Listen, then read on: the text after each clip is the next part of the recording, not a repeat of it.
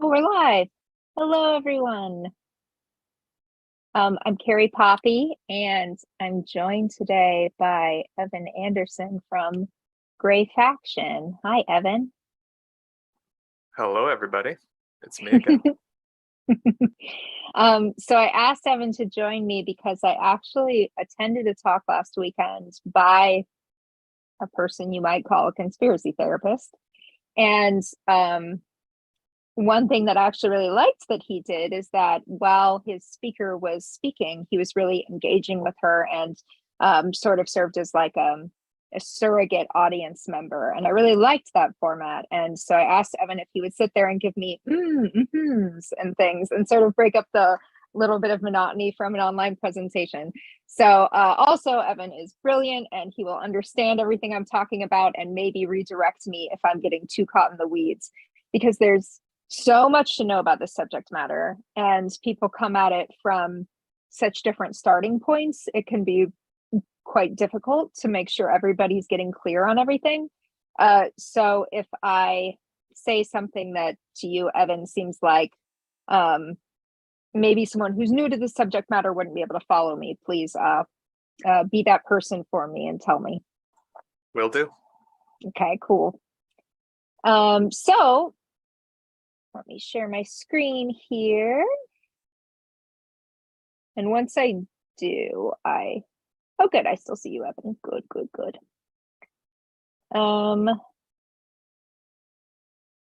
Okay, there we go. So who diagnosed Herschel Walker is the name of my talk. And Herschel Walker, if you haven't heard of him, is an American football player and now a candidate for, or a nominee for United States Senate for the Republican Party in Georgia. This is him right here when he was playing college football. He is a born-again Christian. He is a retired NFL player. He was an Olympian. He played MMA, very talented athlete, won the Heisman Trophy. He was on Celebrity Apprentice, Donald Trump's show before he was president, obviously. And he is a business owner who says he models his businesses after Donald Trump. So he's a big proponent of Trump's, and Trump has supported him quite a bit in his race. He's also a staunch conservative, and in a bit of sort of delicious irony, he has done several things that sort of go against his platform, like lying about his secret kids while also standing up for conservative values. Always a delicious irony if you're on the other side of the aisle. He also said he worked in law enforcement when he didn't, like may have lied about his college credentials. There's just sort of an endless well of somewhat funny Herschel Walker news. But he also has a mental health diagnosis that's quite serious that we're going to talk about. And this situation, while there's some funny things about it, at its heart, it's a really alarming situation. And I think it tells a larger story in a way that we don't often get to hear about these things.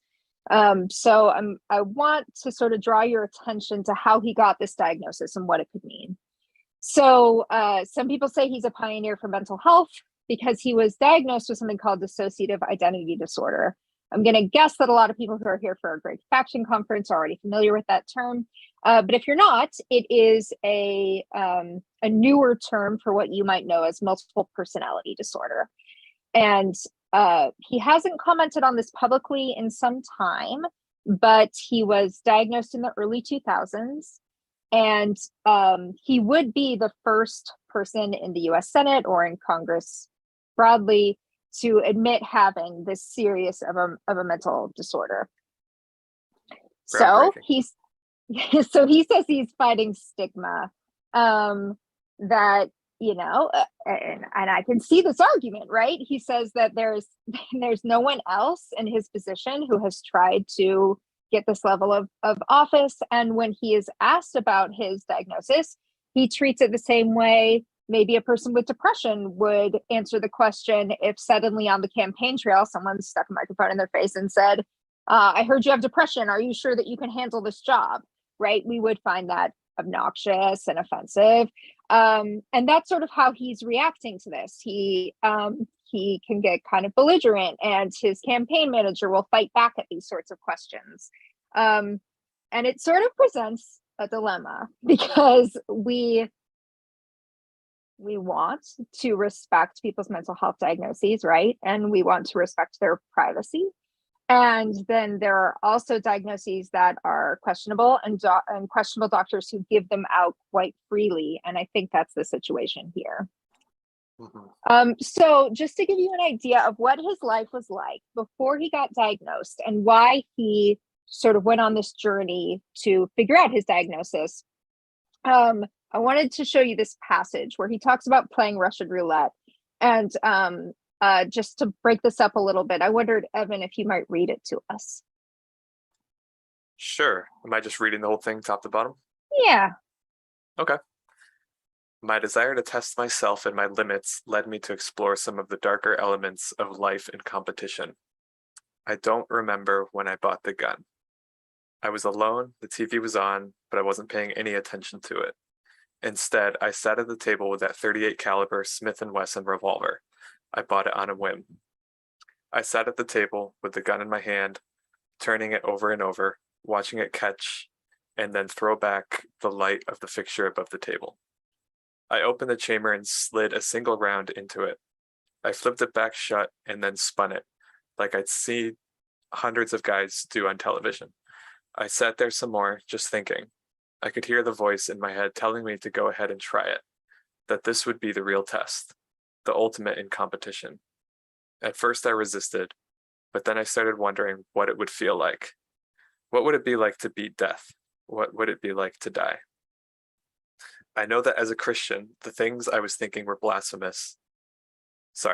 I know that as a Christian, the things I was thinking were blasphemous, but sitting there with a gun and a single round chambered, I was thinking, you could easily die crossing the street, slipping in the shower, choking on a piece of food. Was that how I wanted to go out? Or would I want to go out this way, on my own terms, by my own hand?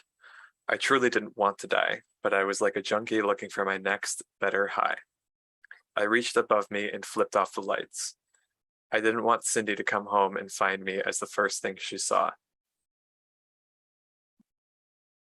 Heavy. Thank you, Evan. So that is a passage from this book, Breaking Free, which is Herschel Walker's autobiography, and it's about his life with dissociative identity disorder. And I mean, the first time I read this passage, I was like, Jesus Christ, I mean, assuming that this is a true story, and I think it mostly is, it really suggests someone who's in trouble, right? Like, maybe not the kind of trouble, he doesn't seem suicidal, right? He seems just self-destructive and like engaging in really risky behavior. Right.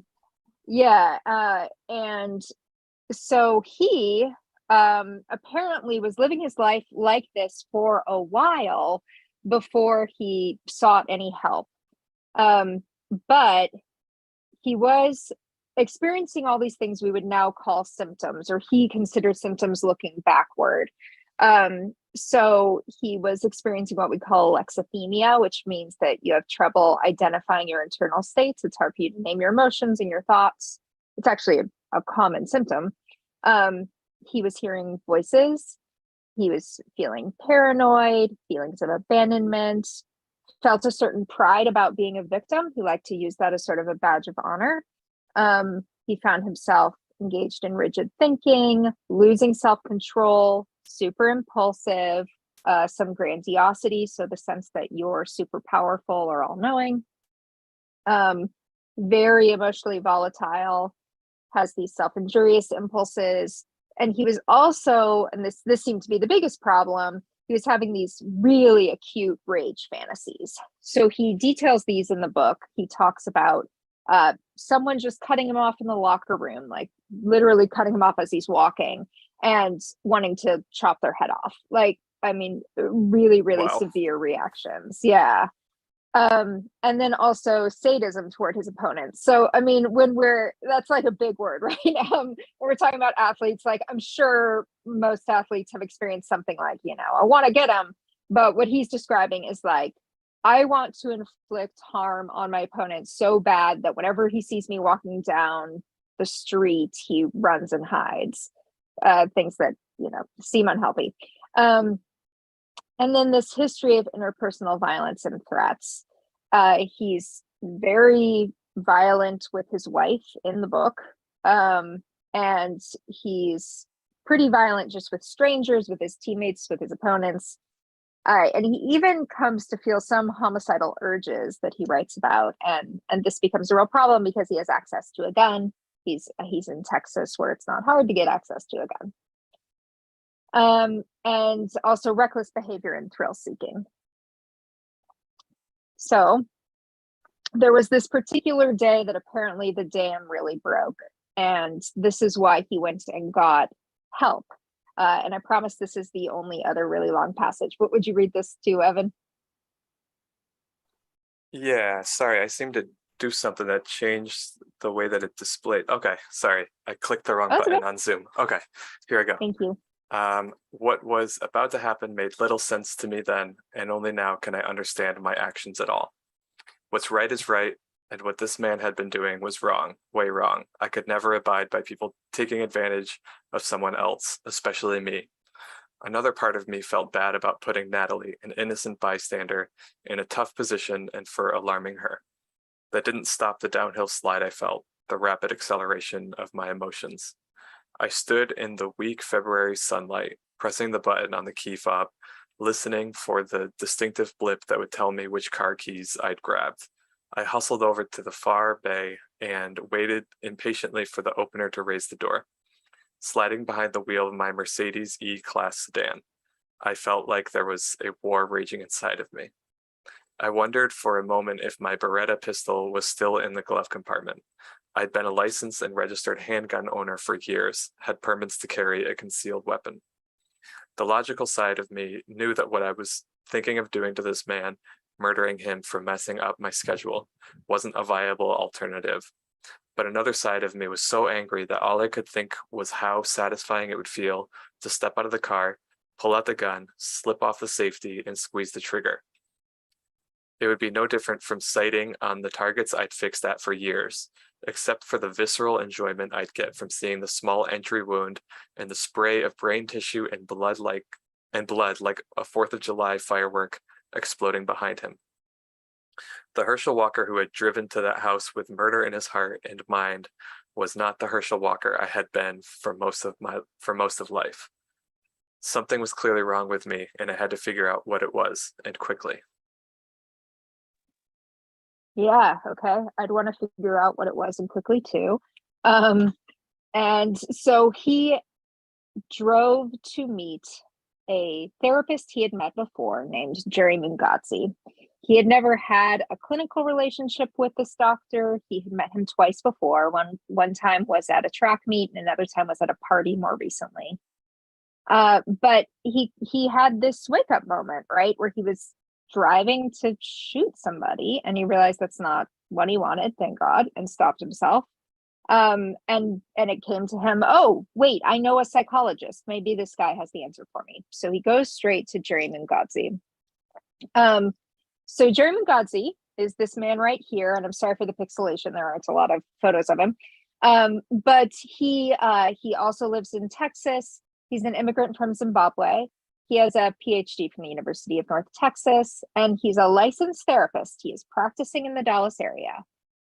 He calls himself a dissociative disorders expert. And just very briefly, dissociative disorders are a class of disorders that includes dissociative identity disorder and related disorders.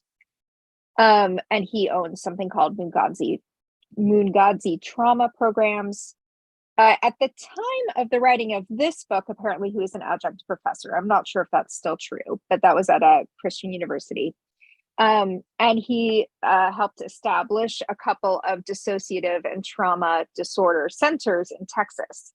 So if you're not me and you're not Evan and you don't kind of know which buzzwords to look for, this guy seems legit, right? Like this is he went to Bible college, but like other than that, like this is a guy with a PhD from like a reasonably good school in Texas. He is a licensed therapist.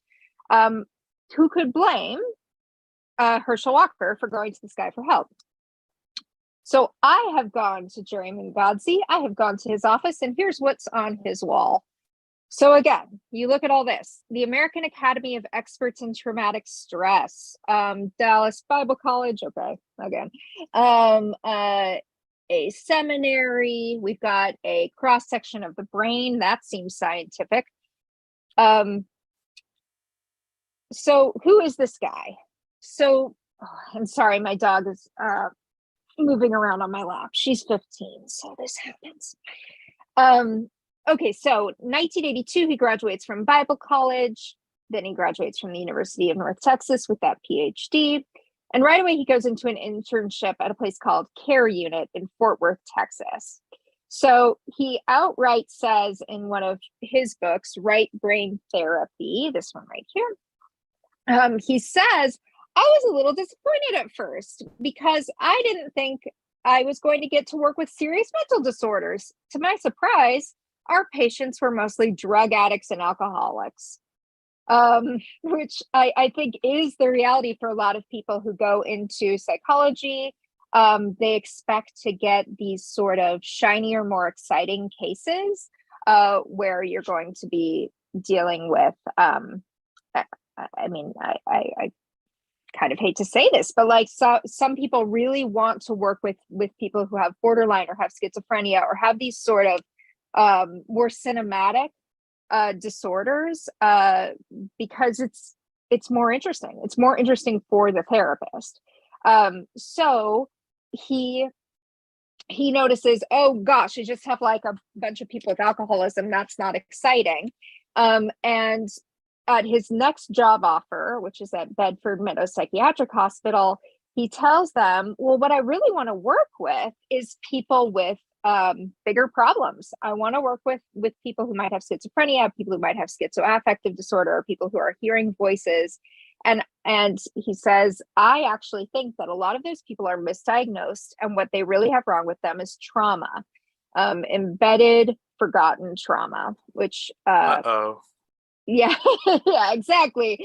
So if you're here again, I'm assuming that already sets off a whole neural network in your brain of uh-ohs, but just in case, there is a notion in a certain field of trauma research, there is a notion that if you go through something particularly horrible, rather than remembering it as one of the worst things in your life, you're actually more likely to forget it.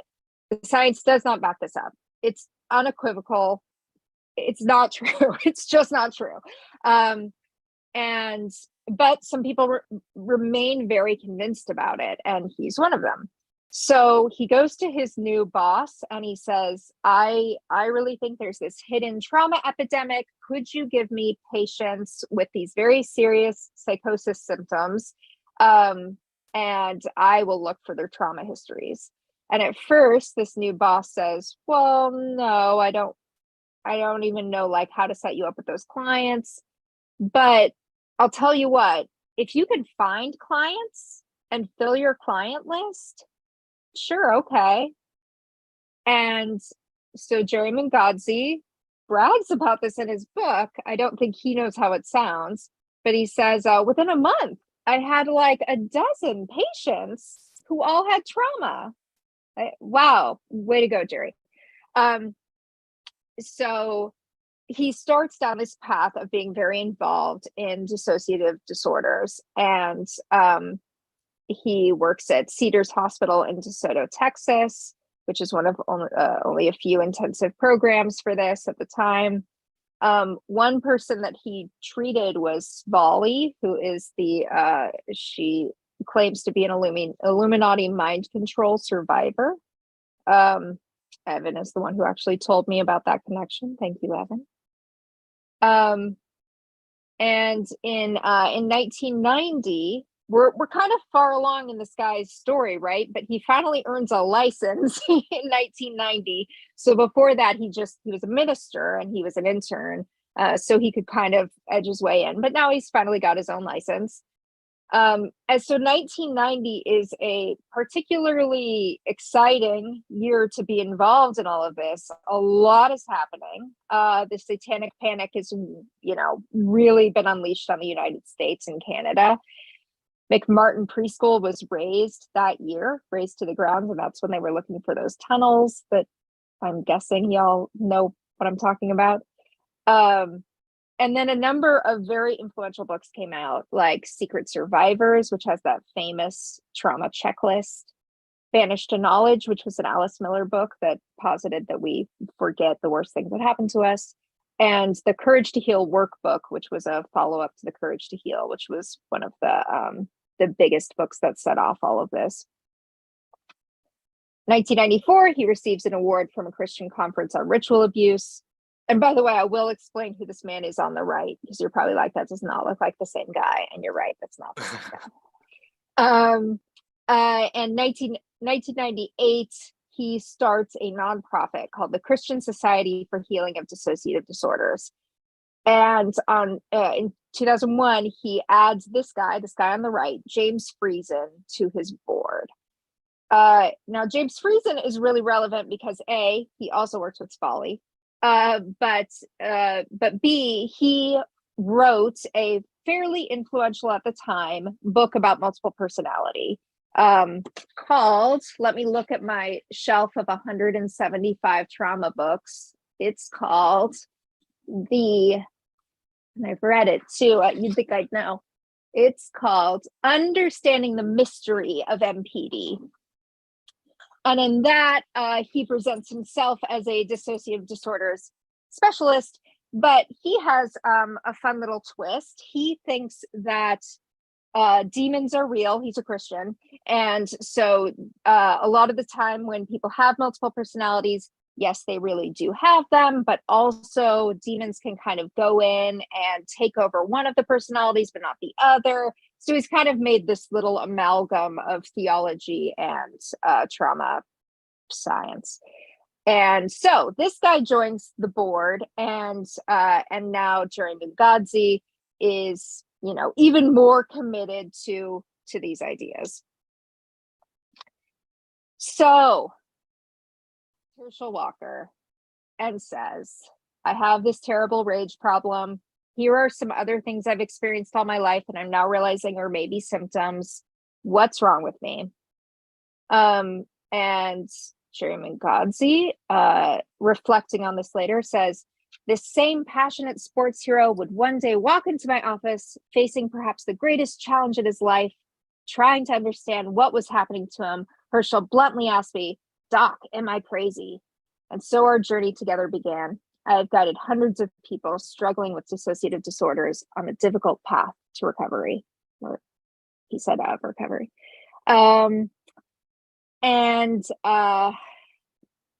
Man, like what a thorny bush to walk into if you're Herschel Walker, right?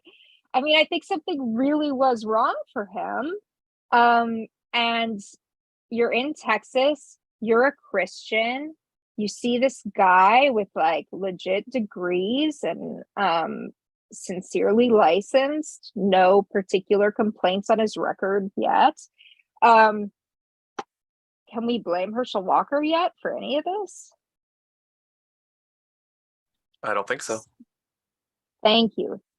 Rhetorical question, real answer. Oh, did I go backwards? Whoops. Okay, so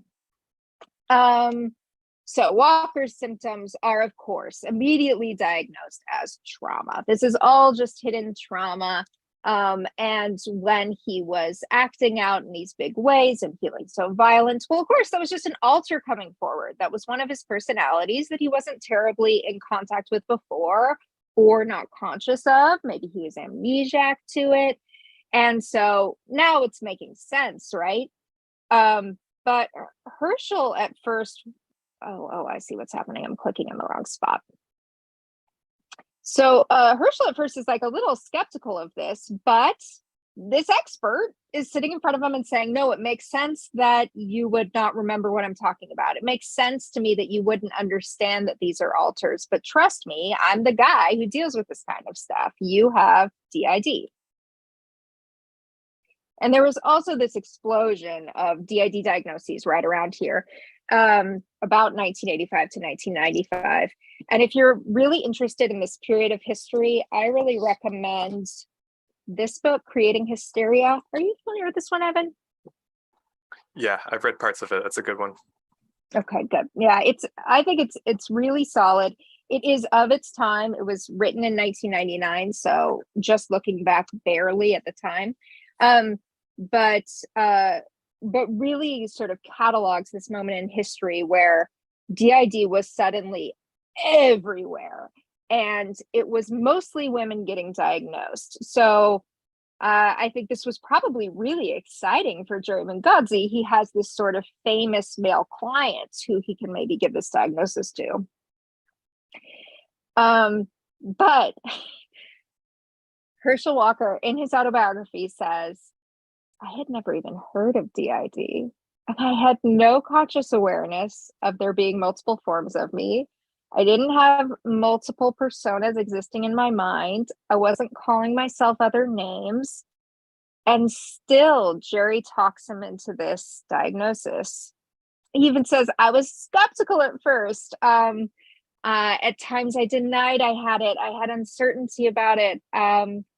I wasn't sure if what I was being told about myself was true. And a couple times he emphasizes that this book is kind of him coming to terms with it and trying to accept what this expert is telling him. Tragic. So Mungadze continues to tell him this is from trauma, and that means that you have forgotten it. Whatever it is that happened to you, it was so bad that your brain couldn't even store it. And that these things are usually the result of physical, emotional, or sexual abuse. And unlike a lot of memoirs and autobiographies from DID patients, Herschel never gets specific about what he suspects that abuse or that trauma is. The way he writes around it does make me think he's talking about his parents, but he doesn't exactly point the finger at them. Oh, wait, there is one thing I wanted to say on this last slide. That he does point out, though, that there's a downside to this whole way of thinking about things, which is, well, hang on, if I forgot all of my abuse, that means that there's someone out there who is a habitual abuser, and I'm not able to report it because my brain hasn't even recorded it. And this is a real problem with this narrative that usually only comes to a head in the courtroom, but he's having a sort of glimmer of insight there. Okay, so all of those symptoms, guess what? They were just alters. Here are their names. Since he had already identified that he doesn't have characters going on in his head, right? He doesn't have Cynthia and James and Cornell or, any of these, like what we would think of as alters. Jerry says, well, that's fine. Your alters are probably more of the archetype category. So you have the mediator and the pain blocker and the sentry and the consoler and the judge. And this list becomes longer and longer and longer. And you read it and you start to wonder, doesn't this just sound like everybody, right? Like we all have different versions of ourselves and different ways of surprising ourselves with our thoughts and our behaviors. Right. Yeah, and you're like, okay, well, if you can be the masochist but also the sadist, like you're just kind of a person, right? But nevertheless, he sees wisdom here. So why doesn't he remember any of this? Again, it was too terrible to store. But he does have these sort of decomposed images, he says. So things that he can see just a faint glimmer of, and this will be familiar to you, Evan. that a lot of people in this position, they kind of get what you might call like an index memory. They have one thing to hold on to, and usually that will be something that's bad but not that bad to them. What I see a lot looking at these stories is someone who says, well, I know my dad was really terrible to me, because I remember him, let's say, calling me fat a bunch growing up, which, would be really painful and, could be really devastating to your growth. But they'll go on. But I didn't remember how he also beat me. That was missing because that was so bad.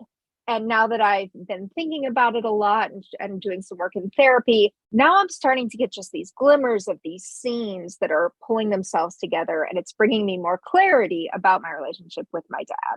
So this is kind of the path he's going down. So what does Jerry Mungadze do if you have dissociative identity disorder? And this is the part where I think it's okay to laugh at this a little bit. Is his great treatment. You see that clipboard on the right with that colored in brain? That's my brain. I have colored it. And the reason I have colored it, oh, actually, you know what? I'm sorry. I think that one's actually Ross's, my co-host. All right. Yes, it is. So Ross, my co-host on my podcast, Owner Ross and Carrie, he and I went and saw Jerry Mungadze while we were in Texas. We were actually there for an exorcism conference, and he was a speaker. And so we were like, let's just go down the road and actually see this guy. And it turns out that what he does is he sits you down in his office. He hands you a coloring sheet of the human brain. He hands you a box of crayons, and he says, intuitively color in your own brain. So this is Ross's brain. So he just sat in front of a box of crayons and colored this in, just following his whims. And Jerry Mungadze looked at this colored in brain and said, aha, okay, this part here is, I'm making this up, but this part here is the corpus callosum, and you painted that orange, and that means that you had significant trauma in your childhood. And this part here is pink, and that suggests that you're secretly gay. And this part here suggests that you actually can hear special messages from God. And by the end of this, Ross and I had both colored in our brains. He let us kind of do this together. And he had determined that Ross was a gay prophet, wow, that I had demons and repressed trauma. And this is maybe my favorite part, that my brain was too pink, and pink is a very emotionally volatile color, whereas blue, that's very wise and centered. Yeah. Just saying the quiet part loud there a little bit. Yeah, nothing going on there. Yeah, right. So he discovered this apparently in the late 80s and early 90s. He realized that some people were using colors to convey things they could not express verbally. And because he had taken a couple of neuroscience classes in his PhD course, he thought, well, cha-ching, just like have people color in their brains, and we can figure out what's wrong with them. So this is how he is diagnosing people. Here I am. This one's my brain. As you can see, I'm not the one who works at Disney. Ross does. But this green stem, he was very upset about that. That had something to do with trauma. My father was sort of suggested to be involved in that. As you can see, way too much pink, very emotionally volatile. But oh wait, oh yeah, okay. Here's a few things that he found in my brain: demons, creativity, forgotten trauma, anxiety. I love this, a falsely stoic presentation. He thought that I didn't seem emotional to him, but he had already committed to this pink interpretations. So I think he decided, oh, okay, she is emotional deep down, but she's like pretending not to be. Shout out to Ross at the bottom here, because as I was putting together this presentation, I asked him if he remembered what exactly was wrong with my brain, because this was 2019, and he went through the audio for me and found it. So thank you, Ross. Oh, also, Jerry Mungadze is colorblind. You can't make it up. So sitting there, and we've colored in our brains, and we're waiting for the big show, and Jerry Mungadze says, now what color is this? I'm like, that's yellow. Okay, and what color is this? That's green. And what color is this? And finally we're like, Jerry, are you colorblind? He's like, yeah, I'm colorblind. So just to make this completely unscientific process somehow even worse, he found a way. Now that's all fun and funny, but there are really serious downsides to this kind of nonsense. And this woman here, Jenny Rice, is a brilliant woman who came on our podcast and really bravely talked about her experience with Jerry Mungadze. And what happened is that she heard our episode and then wrote in, and she said, I couldn't believe I was hearing Jerry Mungadze's name again. I thought I would never hear it again. I saw him in the 90s when I was a teenager, and I had no idea he was even still working, because his methods were so nuts. But he told me I had multiple personality disorder, and started trying to recover memories in me, tried to convince me that my parents were in a satanic cult. My parents, who had dropped me off at the therapist, my parents who had signed me up for this whole endeavor, that they were secretly part of a satanic cult. And fortunately, she had enough of that, inner sense of like looking for evidence, and she said, like, something about this just doesn't add up, that like satanic cultists would drive me to this guy who's gonna like undo their whole plan. Right. That just didn't make internal sense to her. So she was able to get out of it, but not before it had really kind of fucked her up. And so I recommend this episode. She was really afraid of people thinking she was too gullible, too foolish, and she's a professor now. And she said to me before the interview, she said, I can only do this if you're sure that there are still people being harmed by this stuff.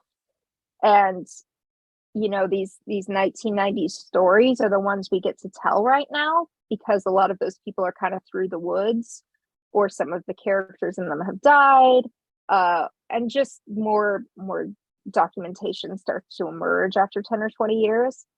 But this is all happening right now. I have been going undercover to get trauma therapy for my book, and I think things have gotten worse. I think Really? there's been I do. I think there's been a really sophisticated pivot away from Satan stuff, away from alien abduction stuff, and toward a more loosey-goosey definition of trauma that kind of anybody can latch onto. But there is plenty of false memory building going on, and there is plenty of sort of non-specific false memory going on, convincing people that their childhood was just really bad. And you don't need to know exactly how, and you don't need to know exactly why, but let's just sort of change your internal gut analysis of what you went through. And we know from cognitive science research, especially around CBT, that thoughts like that are incredibly powerful, and they can ruin your mental health just thinking of your life in new ways in that way. and the whole body memory thing has also gotten really out of control, but that's another Oh talk. yeah. Yep. So this is Jerry Mungadze's wife threatening to sue me. She sent me this message on Facebook, just letting me know that he was going to sue me for recording him, which is legal in Texas, and for like talking about him on my podcast as if that's illegal. So I told him, I told her, go ahead, here's our lawyer's email, go ahead and contact him, and she never did. So, why does this all matter? Something that I hear sometimes is, well, if people feel better, who cares what the method is that makes them feel better? I get where that's coming from, but I think it's a mistake, because imprecise diagnoses have imprecise treatments. And when we think the cause is one thing and we chase down that alleyway and we totally miss what the real cause is, we're wasting people's time. And sometimes it has really serious consequences that might not be obvious right away. And so there's this issue of DID, and the big question is it real? And I know I've heard Lucian speak about this. I'm not sure if I have with you, Evan, but I think that it's kind of a red herring to talk about whether it's real. That's just sort of a confusing term for this kind of situation. If what we mean is, are most of the people who have it lying, then I think no. I think that most of them are totally sincere. Some of them are lying, but that's going to be the case with nearly anything, right? Yep. But there is this disagreement in the professional field about whether we should even include this in the DSM-5. And the DSM is the Diagnostic and Statistical Manual that therapists use to diagnose their patients. It is in there. It was kind of squished in after a lot of arguments. Finally, people threw up their hands and said, fine, like, make a special category for it and put it in. We're tired of editing this book, is basically how DID got in there. But most of the experts I've talked to who actually deal with the research, they say, no, this is not like a valid diagnosis that should continue to be in the DSM. And a lot of the best research is coming out of Harvard's psychology program, especially under Richard McNally. I talked to him about it, and I also talked to Cynthia Myersberg, who teaches pseudoscience and mental health at Harvard, and both of them said, no, it's harmful that it's in there because it's misdirecting people away from real help. And there's also a really interesting brain scan study from 2012 that McNally did, where he and others were testing this idea of amnesia between alters, or between parts, as some people call them. And the idea here is that proponents of DID often say that their different personalities don't communicate with one another. And so that explains these gaps in memory, because one part was fronting while another was dormant. And then when this other part comes forward, well, she doesn't remember what Gloria over there was doing. And so in order to test this, they had to design a very clever study where they looked at people's brains while they were doing a memory task, and they basically secretly taught them things. So let's say I was in one part and her name's Janine. They would teach Janine a simple verbal task. And then when Janine went away and Deborah came forward, they would give Deborah something that kind of suggested that task that Janine learned. And they found that all those same pathways were lighting up. The pathways that would suggest, oh, you have already learned this, it is there. But a second pathway was lighting up, and that was a self-control pathway. So the patients themselves were noticing oh shit, I remember that, but I'm not supposed to. I'm supposed to have amnesia between alters. That's Oh, part of wow. my Yeah. deal. Um, and so it's very easy to look at that and say, okay, there it is. They're all lying, right? But it's so much more complex than that, because we have a situation here where people really are suffering, and the people who will listen to them have given them this narrative. So you go, okay, well, I want that help. I'm really fucking toast in my personal life right now. And if all I have to do is fake this one little, these few little symptom clusters to get real help, why wouldn't you? Right? So I suspect that's what's going on. I do just want to say outright, I'm skeptical of DID as being a valid diagnosis. I think that this is a net that catches all types of different fish. I don't totally agree with my friend CA here. She thinks that it's just almost totally a culturally bound version of borderline personality disorder. I think that's a huge part of it. But I think, as we'll see, it's actually catching some other fish too. Like all of this. So people with DID diagnoses experience all sorts of things that we can explain with better explanations. Migraine, autism, ADHD, schizophrenia, schizoaffective disorder, borderline personality disorder, bipolar, OCD, depersonalization, sleep disorders, anorexia. These all have overlapping traits with DID. And a lot of these have what we call comorbidity, which means that it's likely that if you have one of these, you have some of the others. So if you sort of invent this other category that collects some of these in one place, that can be really appealing to someone who now, instead of having 4 things, quote unquote, wrong with them, they have 1, right? So here's what I think is really going on. And this is just speculation, but I think it's better than Jerry Mungadze's speculation. Things in red that I've highlighted here: hearing voices, paranoia, loss of self-control, impulsivity problems, grandiosity, emotional lability, which is being more emotional than you want to be, self-injury, rage fantasies, and especially all these violent things are very easily explained for a football player.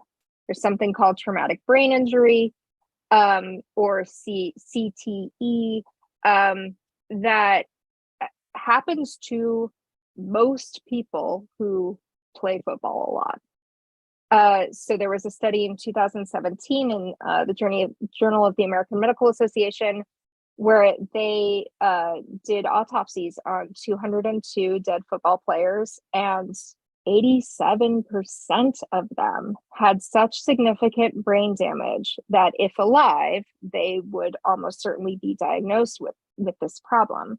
Called CTE.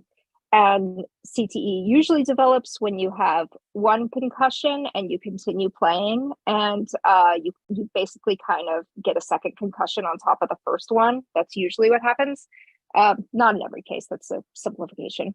And NFL players is 99%, so 110 out of 111 of them. And the biggest red flag that suggests CTE is violent impulses that are very different from your life before. So suddenly you're feeling a lot of rage. Suddenly you find yourself violent in situations that normally would just irritate you. These are huge red flags. So what about then traumatic emotional injury? It can be tempting to say, okay, wait, you just said trauma. You just said trauma was the explanation. This is just a language problem. We used to use trauma in this very specific way. And its definition has grown and grown and grown. There is just no good scientific evidence that emotional trauma can get you this far, can make you violent to the point of not being able to control it, having amnesia for your trauma. All of that is There's just nothing.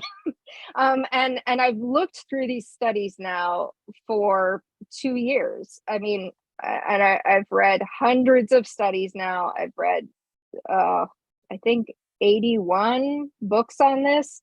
I can't tell you how bad the evidence is and how much a certain group of people is just willing to keep repeating it anyway. Just keep using that footnote. Why look at it? Just keep using it. And I think there's a certain level of just intergroup trust that's keeping it going. They all think the guy next to him already did the footwork. Guess what? He didn't. So anyway, if you want to know more about that, about the science, this is the book, Remembering Trauma by Richard McNally. That'll do it for you, I promise. It's a great book. Yeah. And he is so smart. One of the smartest people I've ever gotten to talk to. And yeah, he's just great. Okay, so does this mean the therapists are lying? Just always have to say this, even though I think this crowd probably knows the answer. No. This whole story does not require deception. It really doesn't. Like, you can pass on all this harm with zero malice. You can harm someone just by being unscientific, just by not actually checking the footnote, right? Not staying in contact with the research and being a clinician and having your really active caseload of 20, 30 clients, and just never having the time to go around and second guess the shit you were taught in school. Like, of course. And we're talking about therapists. We're talking about people with huge hearts who usually go into this for not very much money, and really think they're doing the right thing.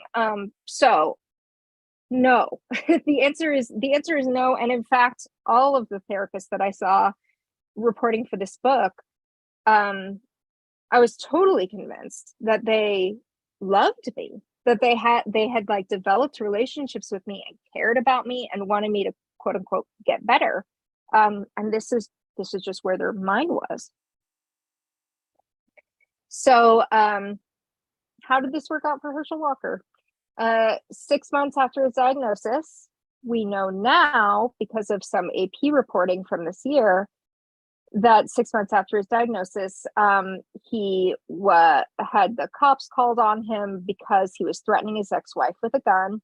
And he was driving around to houses of people he knew and really creeping them out by like driving slowly by their houses and waving his gun. And his ex-wife, who was with him when he published the book, said that his rage seemed to get worse after his diagnosis, that she noticed more alters were coming out after the diagnosis.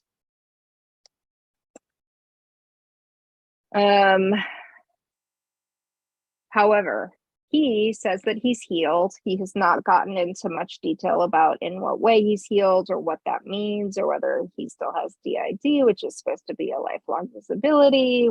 What does being healed mean? He does go to a particular church in Dallas that does ex-gay therapy and miracle healings and things. So there's some reason to suspect that that's where he got his healing. Some people think it's that. I think honestly he's just sort of moved on. He's not playing anymore, and I think maybe he's just sort of got a little more of a handle on things, but it also does feel like a tinderbox, especially if he still has access to firearms. And the most recent reporting I could find on that suggested that his access was taken away for a while, but I don't know what the case is now. So what about Jerry Mungadze, his therapist? He's accepting clients. So if you want to interested? if you want right brain therapy, if you want to color in your brain and find out you're gay, this is the guy.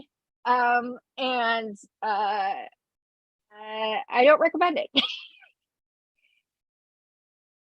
So that's it. That's who diagnosed Herschel Walker. Do we have access to the chat, Evan? Can we see? Sort of. I'm in a different chat.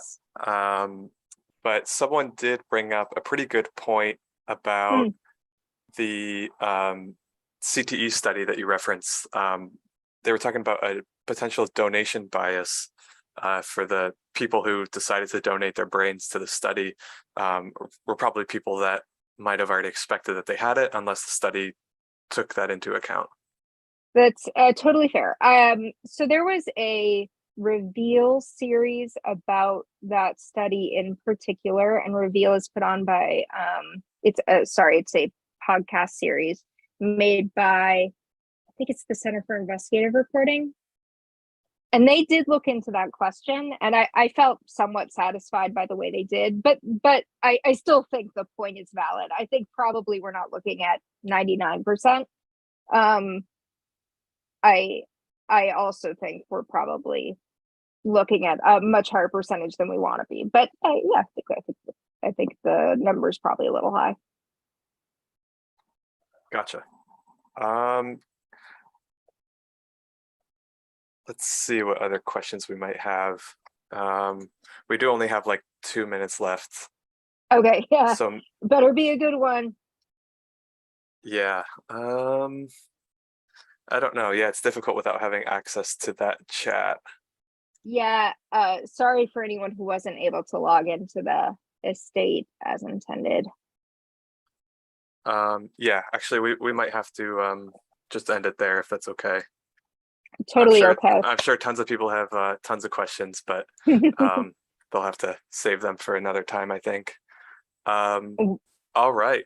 Well, thank you, Carrie, and My thank pleasure. you to the other presenters, Lucian and Amanda. Thank you all for putting in the effort to make this all happen. Thank you to all the caretakers at the estate, Ada, Lady, Mobius, and the others. Thank you everybody for coming and checking this out. It's always a great time, and I'm sure we'll be doing it again soon. So you guys are doing wonderful work. Thank you for what you're doing. Thank you.